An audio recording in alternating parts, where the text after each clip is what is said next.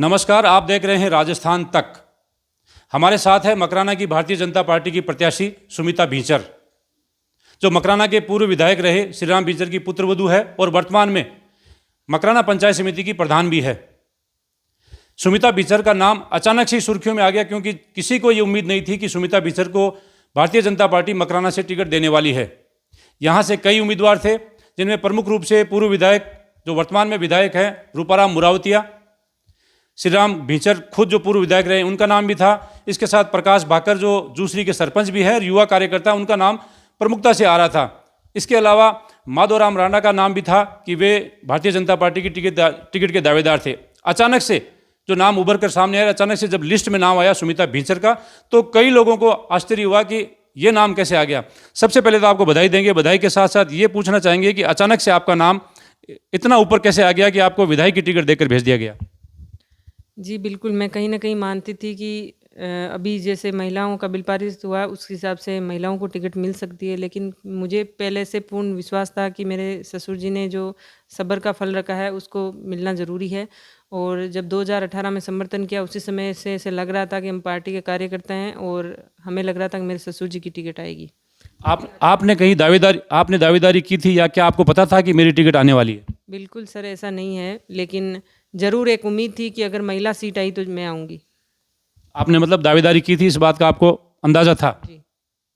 अब आप बताइए कि लोग ये मान रहे हैं कि सुमिता भींचर एक गृहिणी है, साधारण महिला है, तो आप कितनी पढ़ी लिखी हैं, कितनी सक्षम है इस पद के लिए? जी, वैसे तो मैं डबल एमए की हुई है मैंने पॉलिटिकल साइंस और समाजशास्त्र से, और मैं अभी पीएचडी पॉलिटिकल साइंस से अध्ययनरत हूँ। जिसमें रही बात जिम्मेदारियों की और गृहिणी की, तो ये एक मैं महिला होने के नाते मेरे 2 बच्चे हैं और मेरा पूरा जॉइंट फैमिली है, और मैं गृहिणी के साथ साथ अपना प्रधान पद को सुशोभित करते हुए अपने क्षेत्र में बहुत अच्छे से अपने कार्यभार को संभाल के रखा था मैंने। और आगे भी मैं कोशिश करूंगी कि मेरा परिवार जितना सपोर्टिव है वैसे सपोर्ट करते रहें और मैं आगे बढ़ती रहूं। देखिए, आप प्रधान के पद पर है। प्रधान का काम ज़्यादातर गाँवों में होता है, ग्रामीण क्षेत्र के लोग प्रधान के पास आते हैं। लेकिन अब आपको ये टिकट मिली है, ये बहुत बड़ी जिम्मेदारी हो सकती है। आप अगर विधायक बनती हैं तो पूरा मकराना क्षेत्र रहेगा, और उसमें खासकर जो मकराना शहर है, इसके विकास को लेकर एक आप पर बड़ी जिम्मेदारी रहेगी। मकराना के विकास को आप किस नज़र से देखती है, क्या प्राथमिकताएं आपकी है? क्योंकि मकराना बहुत पिछड़ा हुआ है। लोगों की ऐसी धारणा रहती है, जब कोई मकराना का नाम लेता है तो सभी लोग ये सोचते हैं कि विश्व प्रसिद्ध मकराना में मार्बल जैसी सड़कें होगी, बहुत साफ सफाई होगी, बहुत अच्छा शहर होगा। लेकिन मकराना में जैसे आदमी अंदर आता है, उसे सारी चीज़ें एकदम ऐसे नज़र आती है और आदमी ये सोचता है कि मकराना से तो छोटे छोटे कस्बे अच्छे हैं। तो आपकी क्या प्राथमिकता रहेगी मकराना को लेकर?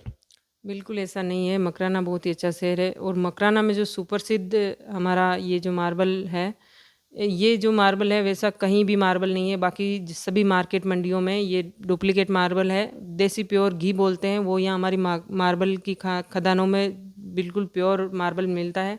इस प्रकार का संगमरमर और कोई नहीं है। जो अच्छी चीज़ की वैल्यू समझता है वो ज़रूर मकराना को पसंद करता है। और जैसे आप लोग बोल रहे हैं पिछड़ापन, पिछड़े हुए को, लेकिन मकराना बिल्कुल भी पिछड़ा हुआ नहीं है। पहले से ग्रामीण क्षेत्रों से लोग यहाँ के मजदूरी करते हैं, मजदूरी करते थे और यहाँ ही से उद्योगपति बन के वो ज़रूर बाहर गए हैं। लेकिन मकराना की कुछ खदानें लंबे समय से चल रही थी, इसलिए वो थोड़ा सा नीचे गहराई में चली गई है, इस बात को हम मानते हैं। लेकिन मकराना पिछड़ा हुआ कारण, जो आप साफ़ सफाई सड़कें बता रहे हो, सड़कों के बारे में मैंने आपको बताया कि भाई मकराना शहर में कांग्रेस सभापति बने हुए हैं, कांग्रेस से समरीन जी भाटी, उन्होंने ज़रा ध्यान नहीं दिया। शायद उसी वजह से मकराना की जो सड़कें हैं वो सही नहीं है। बाकी कुछ इलाके हैं जो हमारे अंडर में आए, वो हमने ज़रूर कोशिश की कि उनको सही से करवाएं। जैसे कुछ कॉलोनियाँ जूसरी ग्राम पंचायत में पड़ती है, देश वाले कॉलोनियाँ, लोहावट, तो इन चीज़ों में हमने गलियों गलियों में सड़कें बनवाई है।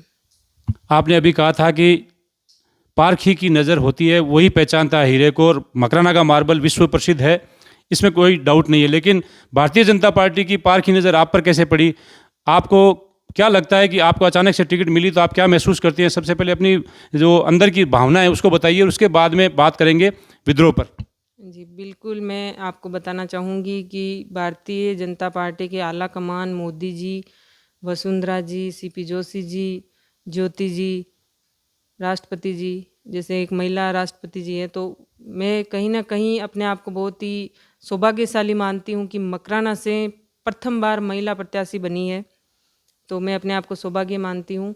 दूसरा, इनकी नज़र की बात करें तो सर सबसे पहले हर चीज़ देखते हैं कि भाई शिक्षा कितनी है, उम्र कितनी है। अब युवाओं का जो जोश है, युवाओं का जो ज़माना है, उसी हिसाब से शायद उन्होंने मेरी शिक्षा को देखा, उन्होंने मेरी जनता के प्रति जो भावना रही है, मेरे कार्यकाल को देखा, और हमारे जो शुरू से जो पार्टी के प्रति जो हमारा समर्पण था उनको देखा।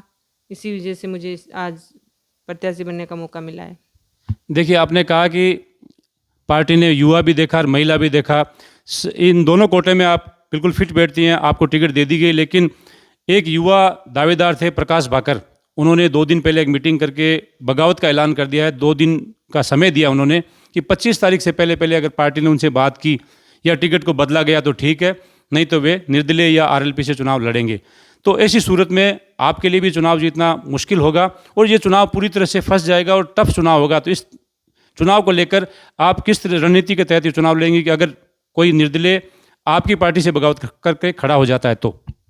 देखिए, ऐसा है कि बगावत की बात की जाए तो हल्का फुल्का दुख जब किसी की टिकट कट जाती है तो होता ही है। बाकी जो बगावत करने वाले हैं वो अपने ही लोग हैं, अपने ही भाई बंधु हैं, कल को अपने साथ रहेंगे। और जिसमें बगावत की बात इस प्रकार आई है कि आप बोल रहे हैं वो आरएलपी में चले जाएंगे, उसमें चले जाएंगे, ऐसा बिल्कुल मुझे लगता नहीं है। सारी जनता मेरा सपोर्ट करती है और मैं हमेशा आगे बढ़ने में विश्वास रखती हूँ, और ज़रूर मेरे साथ जनता का आशीर्वाद रहा और मैं ज़रूर आगे पास होंगी और यहाँ मकराना से कमल खिला पाऊँगी। जो वर्तमान विधायक है, चुनाव होने से पहले वो वर्तमान विधायक ही कहे जाएंगे, रूपाराम जी मुरावतिया को कहीं ना कहीं ठेस लगी है, उनकी टिकट अचानक से काट ली गई। वो अपने आप को ये मान रहे थे कि टिकट कहीं नहीं जाएगी, चाहे किसी भी कोटे से टिकट दे, टिकट उन्हीं के पास रहेगी। कई बार हमारी बात भी हुई थी तो उन्होंने कहा कि टिकट मेरे पास ही रहेगी, किसी के पास नहीं जाएगी। अब टिकट मिलने के बाद, आपको टिकट नहीं मिलने के बाद उनके भी नाराज़गी देखने को मिली है। वो भी 1-2 दिन में कोई बड़ा कदम उठाने वाले हैं, बड़ा फैसला ले सकते हैं। तो सबको जोड़े रखना आपके लिए चुनौती है, क्योंकि आपका नाम जरूर है, आपके ससुर जो श्री राम जी भींचर है वो इस बात में सक्षम जरूर है, लेकिन किस तरह से तालमेल बिठाओगे, आप पर भी वो जिम्मेदारी, क्योंकि कैंडिडेट आप हैं। जी बिल्कुल, वो भी हमारे संबंधी हैं और कुछ समय में हमारे साथ रहेंगे। मैं मानती हूँ उन्हें भी ठेस पहुँची है, क्योंकि जब 2018 में हमने समर्थन दिया उससे पहले मेरे ससुर जी की टिकट कटी थी। लेकिन जो सच्चा पार्टी का कार्यकर्ता है वो पार्टी के जो निर्णय होते हैं उनके लिए हमेशा साथ खड़ा रहता है और उन्हें ज़रूर साथ होना चाहिए। अगर उनमें से कोई साथ नहीं आया और अलग अलग बगावत होगी, जैसे रूप जी ने अलग बगावत कर दी, प्रकाश ने अलग कर दी, माधवराम जी साथ नहीं आए, उस सूरत में आप क्या करेंगे? क्योंकि एक तरह से अपने आप को अकेला महसूस करोगे, क्योंकि पार्टी की जो रीढ़ की हड्डी है वो ये 4 बड़े लोग हैं, 4 कार्यकर्ता मान लो, 4 नेता मान लो, ये पार्टी की रीढ़ की हड्डी है, इनके बिना कैसे पार होगा? जी, मैं मानती हूँ पार्टी की रीढ़ की हड्डी कार्यकर्ता ही होते हैं, लेकिन जनता जनार्दन सबसे बड़ी है। मुझे जनता पे विश्वास है और जनता जनार्दन मेरे को जिता के रहेगी। तो ये थी मकराना की भारतीय जनता पार्टी की प्रत्याशी सुमिता भींचर, जिनका ये कहना है कि बगावत जैसी कोई बात नहीं है। कुछ ही दिनों में सभी जो कैंडिडेट थे, टिकट मांगने वाले दावेदार थे, उनके साथ होंगे। साथ ही मकराना के विकास को लेकर इनके जो मन में योजनाएं हैं वो भी ऐसी है कि मकराना को साफ़ सुथरी सिटी और विकास के पथ पर आगे लाने का पूरा प्रयास करेंगी। महिला कोटे से इनको टिकट मिली है तो ये महिला कार्य को सबसे पहले प्राथमिकता देंगी।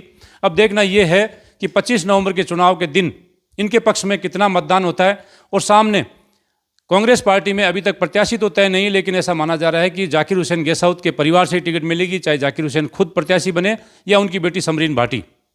मुकाबला रोचक होगा और मकराना पर सबकी नज़र रहेगी। परिणाम 3 दिसंबर को आएगा, उसी दिन फैसला होगा कि मकराना का अगला विधायक कौन होगा। सहयोगी रफ़ीक के साथ हनीफ खान, नागौर।